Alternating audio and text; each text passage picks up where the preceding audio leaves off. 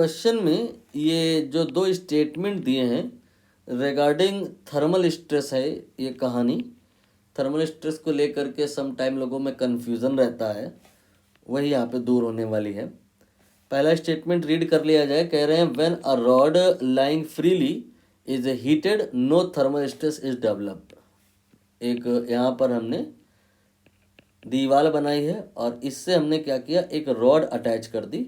Left and जो है इसका रॉड से फिक्स कर दिया, राइट एंड कहीं ना फिक्स करिएगा क्योंकि कहा है कि रॉड जो है वो फ्री है एक्सपैंड होने के लिए। आप चाहो तो इसको भी हटा दो, लेकिन उससे कोई मतलब नहीं आएगा, उससे कोई दिक्कत नहीं आएगा। चाहे दोनों एंड फ्री मान लो और चाहे कोई एक एंड फ्री मान लो, दोनों ही कंडीशन में रॉड जो है वो एक्सपैंड होने के लिए फ्री है।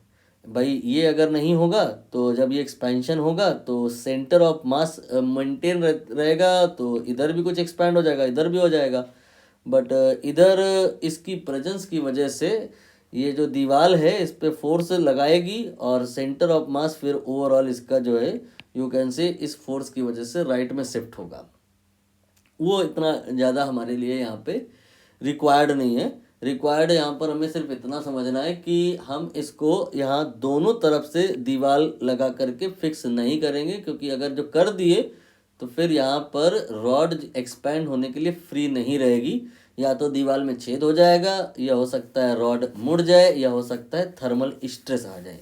ये वर्ड मैंने जो बोला यही आंसर है कि अभी रॉड है जो आपकी ये एक्सपैंड होने के लिए फ्री है, इसमें कोई स्ट्रेस नहीं आएगा। स्ट्रेस किसी भी चीज़ में आप समझते हो कब आता है कि जब आप जो करना चाहते हैं वो आपको कोई ना करने दे तो आपके अंदर तनाव आता है, वही स्ट्रेस होता है। तनाव मतलब फोर्स डिवाइड बाई एरिया, वो आपका स्ट्रेस हो जाता है। अब जो आप तनाव ले रहे हैं वो अगर आप 4 लोगों में शेयर कर लें तो स्ट्रेस उतनी नहीं आएगी। इसीलिए कहा जाता है यारी दोस्ती करनी चाहिए थोड़ा सा, ताकि जो आपका टेंशन है वो ज़्यादा एरिया में डिस्ट्रीब्यूट हो जाएगा तो स्ट्रेस कम हो जाएगी।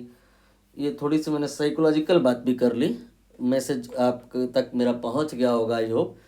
तो यहाँ पर rod since free to move है, फ्री टू एक्सपैंड है, इसलिए कोई थर्मल स्ट्रेस नहीं आएगी। और जब इसका आप आफ्टर सम टाइम पिक्चर देखोगे तो एक्सपैंडेड व्यू बनेगा। टेम्परेचर बढ़ा है अगर तो ऐसा कुछ बना सकते हो आप लेटर ऑन। यहाँ पर ये जो अमाउंट है ये लेंथ का इंक्रीमेंट है। और अब असरसन हम कह पा रहे हैं आसानी से कि no thermal stress will be developed, reason being कि ये रॉड फ्री टू एक्सपैंड है। यहाँ पे हमने टी लिख दिया। अब आर देखो क्या लिखा है, on heating the length of the rod will increases. ये भी सही है, लेकिन ये जो आपका रीज़न है क्या असरसन से रिलेट हो रहा है, क्या ये एक्सप्लेन कर रहा है? इसके लिए हमें समझना होगा कि थर्मल स्ट्रेस एक्चुअली आएगी कब।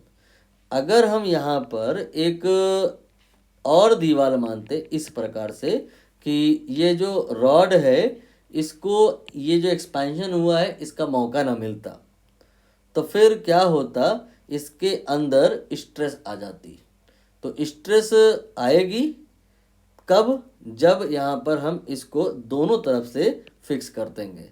ये सारी बातें रीज़न में तो कहीं लिखा नहीं हुआ है। On heating the length of the rod increases, ये बात तो सही है, लेकिन thermal stress will be present when there will be no increment in the length of the rod. ये सब रीज़न में नहीं लिखा है, इसलिए रीज़न असर्शन से कनेक्ट नहीं हो पा रहा है। तो हम डी ऑप्शन की तरफ तो नहीं जाएंगे, सी ऑप्शन की तरफ चले जाएंगे, जहाँ कह रहे हैं नॉट द करेक्ट एक्सप्लेनेशन।